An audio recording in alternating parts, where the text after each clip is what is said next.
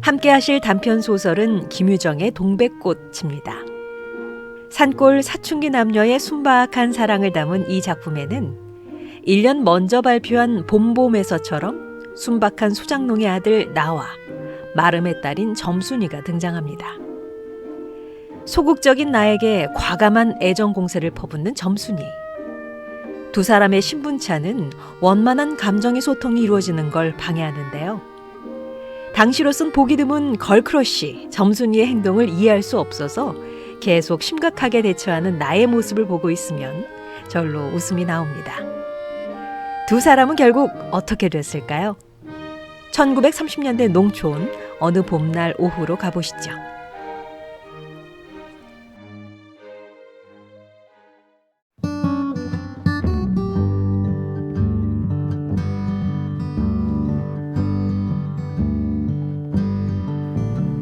오늘도 또 우리 수탈기 막 쪼이었다. 내가 점심을 먹고 나무를 하러 갈 양으로 나올 때이었다. 산으로 올라서려니까 등 뒤에서 푸드덕 푸드덕하고 달개 횟소리가 야단이다. 깜짝 놀라며 고개를 돌려보니 아니나 다르랴 두 놈이 또 얼리었다. 점순네 수탈근 대강이가 크고 똑 오소리같이 실팍하게 생긴 놈이 덩저리 작은 우리 수탈글 함부로 해내는 것이다.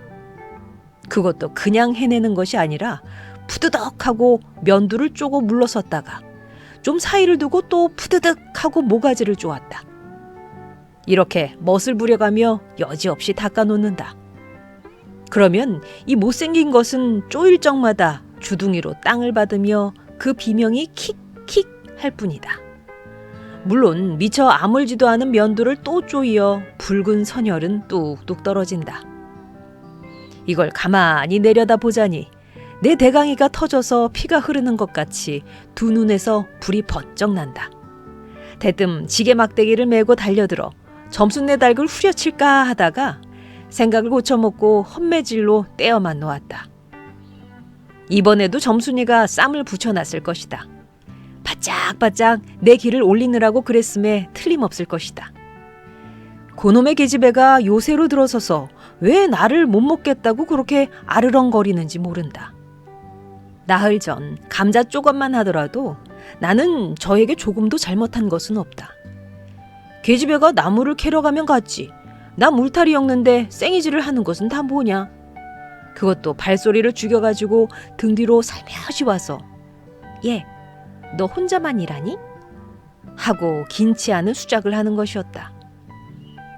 어제까지도 저와 나는 이야기도 잘 않고 서로 만나도 본체 만체하고 이렇게 점잖게 지내던 터이련만 오늘로 갑작스레 대견해졌으면 웬일인가. 항차 망하지만한 기집애가 남 일하는 놈 보고 그럼 혼자 하지 때로 하지? 내가 이렇게 내배앉는 소리를 하니까 너 일하기 좋니? 또는 한여름이나 되거든 하지 벌써 울타리를 하니? 잔소리를 두루 늘어놓다가 남이 들을까봐 손으로 입을 틀어막고는 그 속에서 깔깔대인다. 별로 우스울 것도 없는데 날씨가 풀리더니 이놈의 계집애가 미쳤나 하고 의심하였다. 게다가 조금 뒤에는 제 집게를 할끔할끔 돌아보더니 행주 치마의 속으로 꼈던 바른 손을 뽑아서 나의 턱 밑으로 불쑥 내미는 것이다. 언제 구웠는지 아직도 더운 김이 획 끼치는 굵은 감자 3개가 손에 뿌듯이 쥐었다. 네 집엔 이거 없지? 하고 생색 있는 큰 소리를 하고는 제가 준 것을 남이 알면 큰일 날 테니 여기서 얼른 먹어버리란다. 그리고 또 하는 소리가 너 봄감자가 맛있단다? 나 감자 안 먹는다. 너나 먹어라. 나는 고개도 돌리려지 않고 일하던 손으로 그 감자를 도로 어깨 너머로 쑥 밀어버렸다. 그랬더니 그래도 가는 기색이 없고 뿐만 아니라 새근새근하고 심상치 않게 숨소리가 점점 거칠어진다. 이건 또 뭐야 싶어서 그때서야 비로소 돌아다 보니 나는 참으로 놀랐다. 우리가 이 동네에 들어온 것은 근 3년째 되어오지만 여지껏 가무잡잡한 점순이의 얼굴이 이렇게까지 홍당무처럼 새빨개진 법이 없었다. 게다가 눈에 독을 올리고 한참 나를 요렇게 쏘아보더니 나중에는 눈물까지 어리는 것이 아니냐. 그리고 바구니를 다시 집어들더니 이를 꼭 악물고는 엎어질 듯 자빠질 듯 논둑으로 힝하게 달아나는 것이다. 어쩌다 동리 어른이 너 얼른 시집 가야지 하고 웃으면 염려 마셔요. 갈 때 되면 어련히 갈라고? 이렇게 천연덕스리 받는 점순이었다. 본시 부끄럼을 타는 계집애도 아니려니와 또한 분하다고 눈에 눈물을 보일 얼병이도 아니다. 분하면 차라리 나의 등허리를 바구니로 한번 모지게 후려세리고 달아날지언정. 그런데 고약한 그 꼴을 하고 가더니 그 뒤로는 나를 보면 잡아먹으려고 기를 복복 쓰는 것이다. 서로 주는 감자를 안 받아 먹은 것이 실례라 하면 주면 그냥 주었지 네 집엔 이거 없지는 다 뭐냐. 그렇잖아도 저희는 마름이고 우리는 그 손에서 배제를 얻어 땅을 부침으로 일상 굽실거린다. 우리가 이 마을에 처음 들어와 집이 없어서 곤란으로 지낼 때 집터를 빌리고 그 위에 집을 또 짓도록 마련해 준 것도 점순네의 호의였다. 그리고 우리 어머니 아버지도 농사 때 양식이 달리면 점순네한테 가서 부지런히 구워다 먹으면서 인품 그런 집은 다시 없으리라고 침이 마르도록 칭찬하곤 하는 것이다.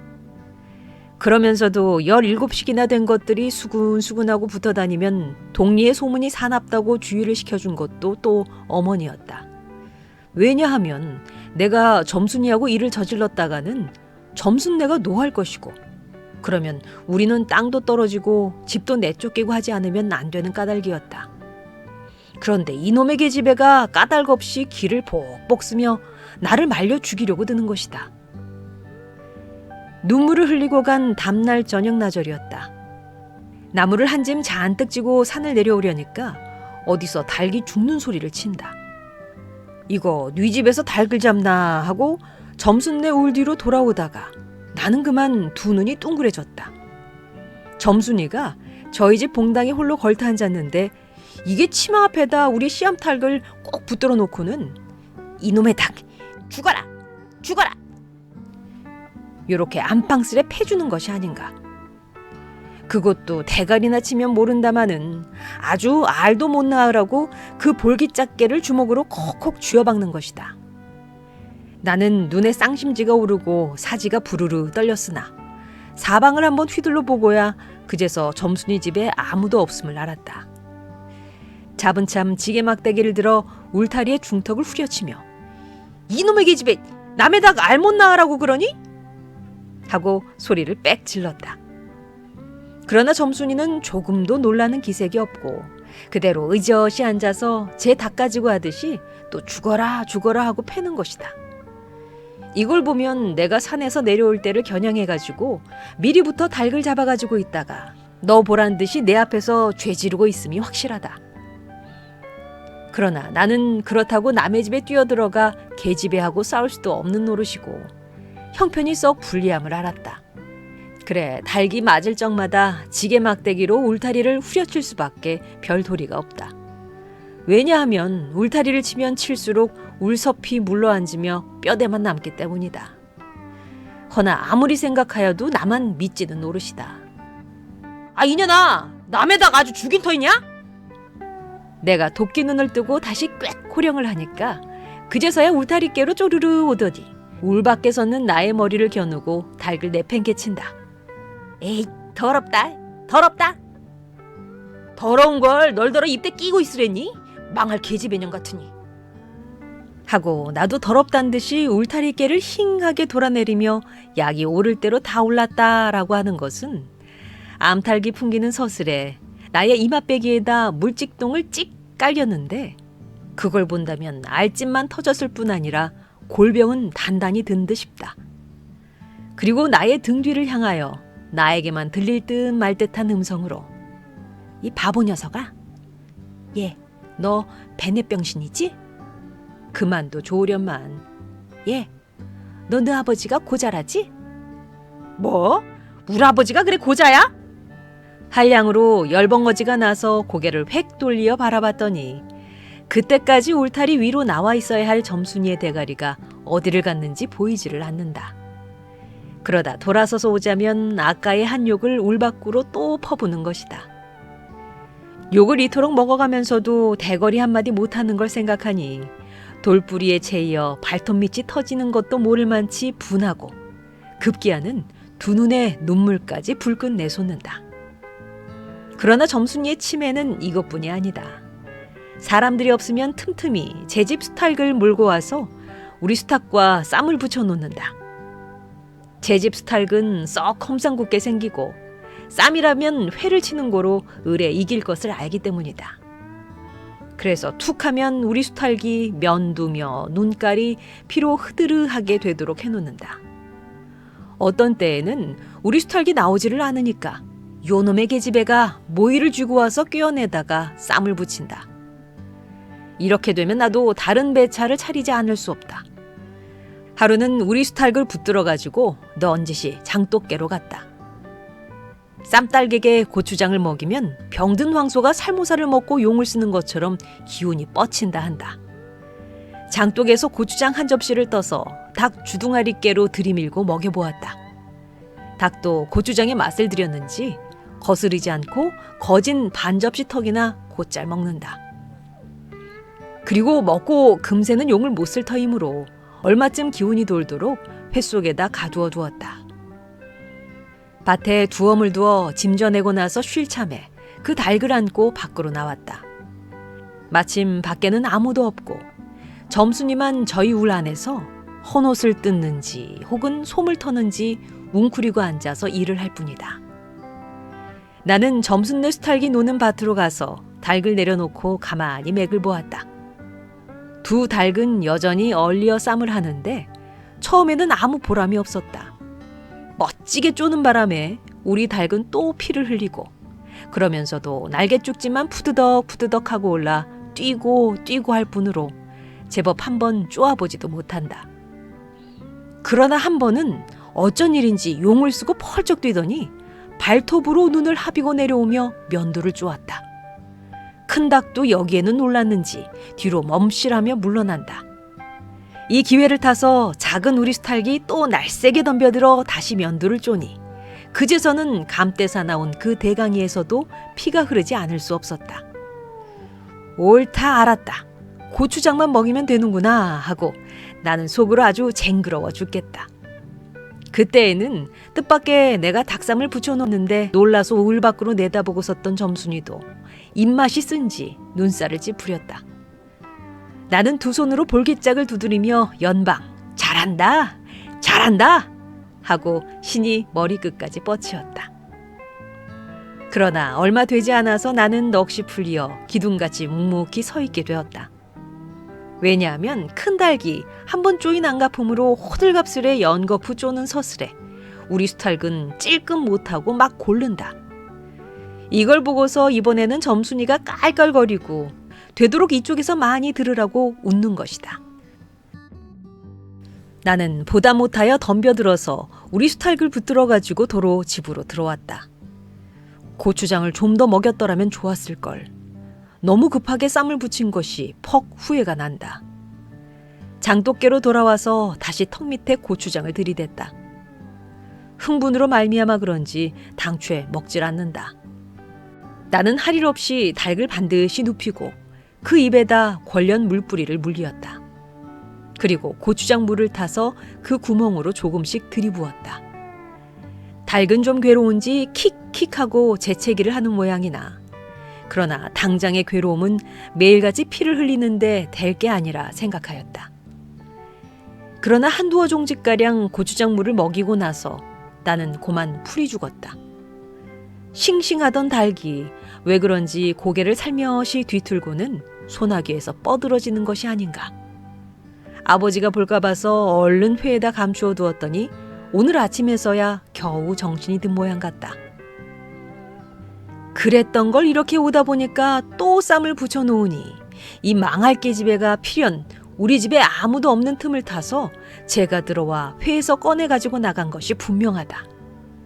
나는 다시 닭을 잡아다 가두고 염려는 스러우나 그렇다고 산으로 나무를 하러 가지 않을 수도 없는 형편이었다. 소나무 삭정이를 따며 가만히 생각해 보니 암만 해도 고년의 목쟁이를 돌려놓고 싶다. 이번에 내려가면 망할련 등줄기를 한번 되게 후려치겠다 하고 싱둥벙둥 나무를 지고는 불이 나게 내려왔다. 거지반 집에 다 내려와서 나는 호두기 소리를 듣고 발이 딱 멈추었다. 산기슭에 널려있는 굵은 바위돌 틈에 노란 동백꽃이 소보록하니 깔렸다.